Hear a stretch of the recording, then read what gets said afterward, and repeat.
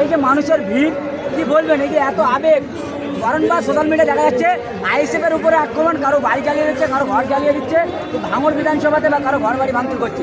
তারপরেও যে আহলে সুন্নাত জামাতের কর্মীদের এত সাহসিকতা, কি বলবেন? সে 2016 সাল থেকে লড়াই ভাঙড় বিধানসভাতে, কি বলবেন?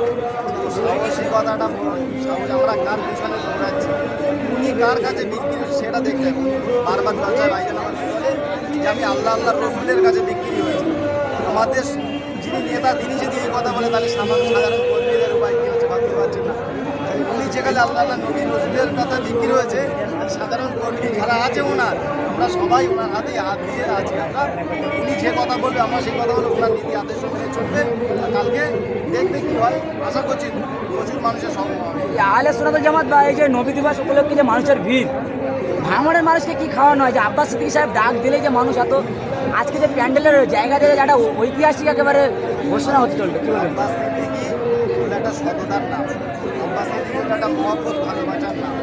এটা কোনো খাবার জিনিস না, কোনো কিন্তু মানুষ নিজের হৃদয়ে স্থান দিয়েছে মহাপ্রতিটি ছোটো ছোটো বাচ্চাদের মৃত্যু। আব্বাস সিদ্দিকী নওশাদ সিদ্দিকীর নামটা হৃদয়ে জায়গা দিয়েছে। মানুষের জাহান যতক্ষণ থাকবে এইগুলোর নাম কেউ কেটে পারবে। 100 বছরের অধিকে ভাঙড়ে একটা চাচাজানকে এই আহলে সুন্নাত জামাত বা আব্বাস সিদ্দিকী সাহেবের জন্য সাথ দেওয়ার জন্য বা সংগঠনে প্রতিবাদ করার জন্য তাকে মিথ্যা কেস খেতে হলো দুটো, কি বলবেন?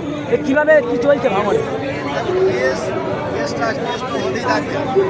চাচাজানকে একটা 100 বছরের চাচাকে কেস দিল, কি বলবেন? 100 বছর ওরা মসজিদের ইমাম সাহেব ছাড়েন আর 100 বছর ভাবছে ওদের কাছে 8 বছরও যা, ওদের কাছে 60 বছরও তাই, ওদের কাছে 100 বছর তাই।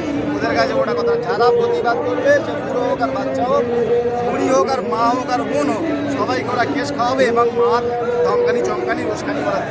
কেসের ভয়ে তাও চাচা এখনো করছে না, কিন্তু চাচার ব্যাপক বয়স বা হয়ে যাবে, যেভাবে আর কি লড়াই দিচ্ছে, কি বলবেন? আগামী দিন আপনাদের মতো যুবক তো আরও তাহলে একটা শক্তিশালী টর্নিং দিয়ে দিচ্ছে। যদি চাচার বাবার ওই হয় তাহলে 17-18 বছর 30 বছর, বেশিরভাগ তো 30-32-এর ভিতরে, তাহলে এদের পাওয়ারটা কী হবে একবার চিন্তা করে দেবে।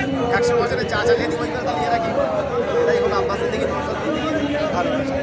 কি বললেন এই সাধারণ মানুষের জন্য কি বার্তা দেবেন যে এত রাতে কষ্ট করে আসলো, আব্বাস সিদ্দিকী সাহেব আসছে, এই যে প্যান্ডেল দেখতে আসলো বা আব্বাস সিদ্দিকী কালকে আসবে, আরও আমাদের যে উৎসাহিত কি দাবি জানান? বলবো শান্তি শৃঙ্খলাভাবে আসবে, কোনো প্ররোচনায় পা দেবেন না। ধর্মীয় চর্চা, ধর্মীয় সভা শুনতে আসবেন, সবাই নিয়ম মোতাবেক আসবেন। এবার সুন্দরভাবে ভাইজানের কথা শুনে জলসা ওয়াজ শুনে আবার সুন্দরভাবে যেভাবে আসবেন, রাস্তার ধার দিয়ে আমাদের ভাইজান যে ডিসিপ্লিনটা শেখায়, রাস্তা ক্লিয়ার রেখে আসবেন, রাস্তা ক্লিয়ার রেখে যাবে। কোনো সাধারণ মানুষ না আমাদের ভাইজানের উপরে একটা কথা বলতে পারে, আমাদের মুসলমান মুসলিম জাতির উপরে না কথা বলতে পারে। যারা রাস্তায় মিটিং করে, রাস্তায় মিছিল করে, রাস্তায় ধর্মসভা, এটা কোনো না যেন কেউ বলতে পারে।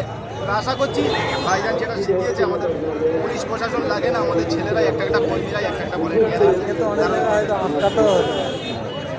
ওই যে ফালতু কথা বলবেন না, ঠিক আছে?